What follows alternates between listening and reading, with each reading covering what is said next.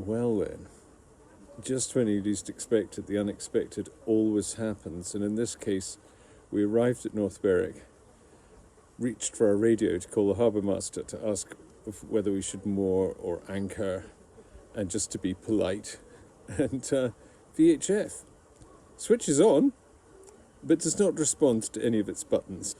So we came into the harbour thinking that we were going to need to catch a train back to Edinburgh and then another train on to Queensferry in order to get to the nearest chandlery, which is only 30 miles from here. And but it turns out that a member of the family has volunteered to go to the chandlery for us and bring us the VHF. So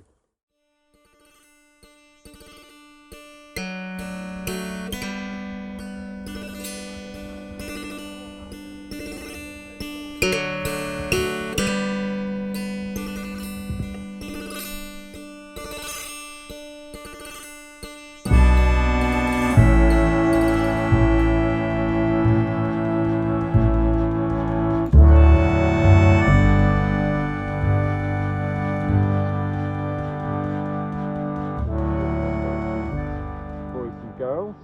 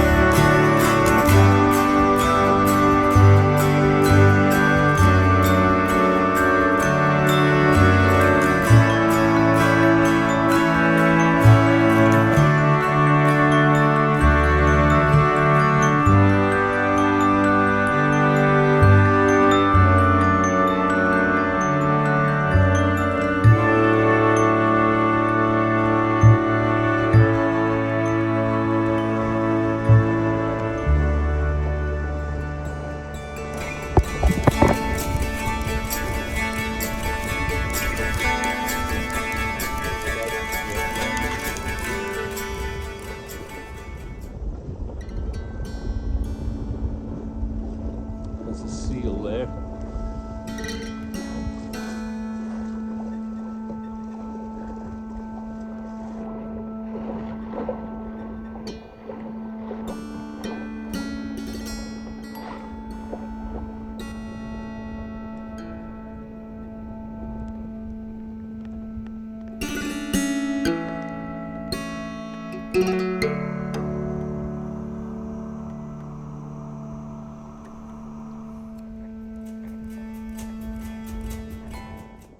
So here we are in the boat tent, day 2. It's the only time we get to actually talk to the camera, and our main excitement here has been trying to get the boat set up so that at dawn, literally, the water will float us again, and at that point we're going to pull ourselves out on an anchor that we've set well out into the channel, because the plan is to run up to the Isle of May, across to Anstruther or Insta, and then along to Ely, Earl's Ferry, for the night.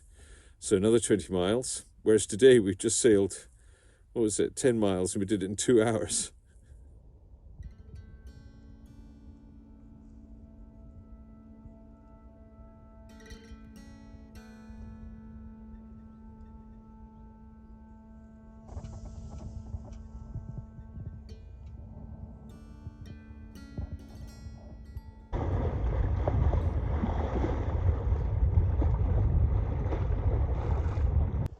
So Gus, would you care to narrate what's just happened to us as you steer and fly the spinnaker at the same time on our way to the Isle of May?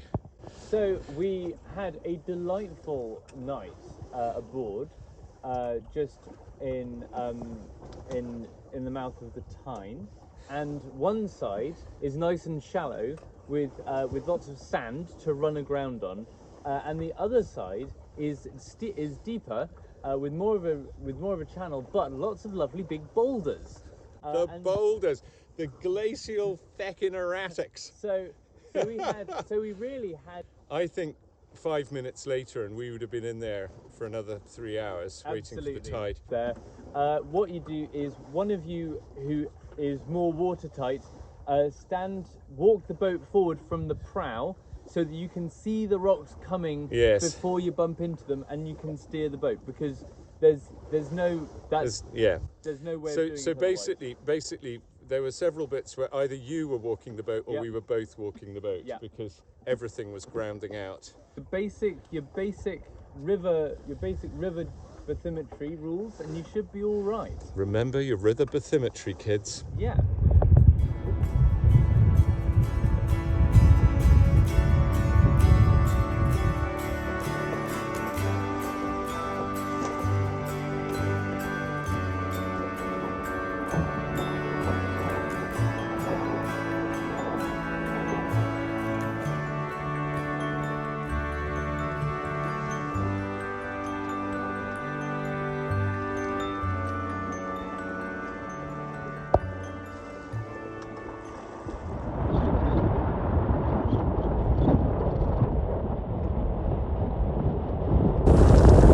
So, we're very glad we didn't sail around to Ely at this point in the afternoon, because this is how windy it is. It's kicked up horribly and there are waves breaking over the harbour wall at Anstruther. Oh well.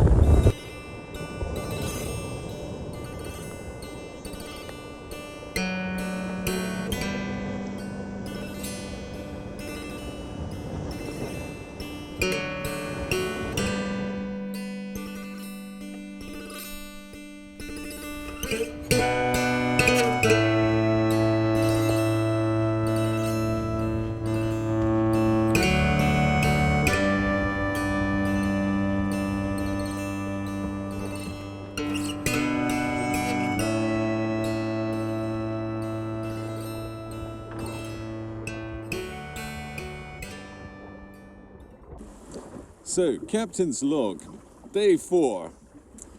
We're sailing back towards Cramond, which is our home port, and we've been in Anstruther, which was not what we expected. We thought we were going to be stopped in Ely, or Queen's Ferry, Earl's Ferry, last night, but we stopped and had our lunch in Anstruther, and the wind promptly started blowing really hard. It was good force 5. So we're now dug in for a long reach back to Cramond, and I suspect, this being the Firth of Forth, we'll go everything from drifting around with the sails flapping, which we were pretty much for the last hour, doing a knot overall. And I suspect, you know, by the end of the day we'll say, crikey, that was exciting.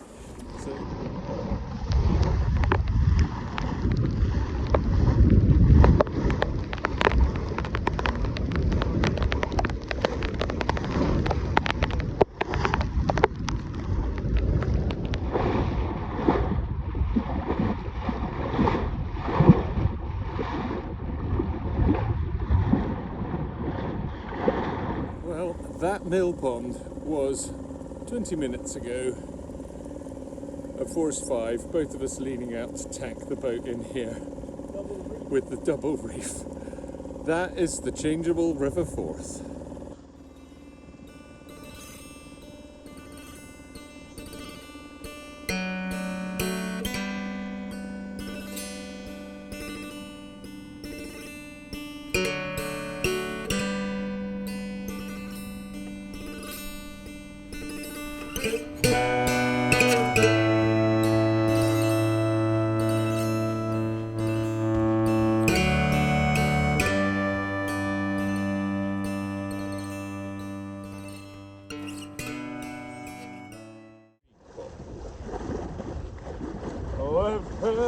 and carry him along.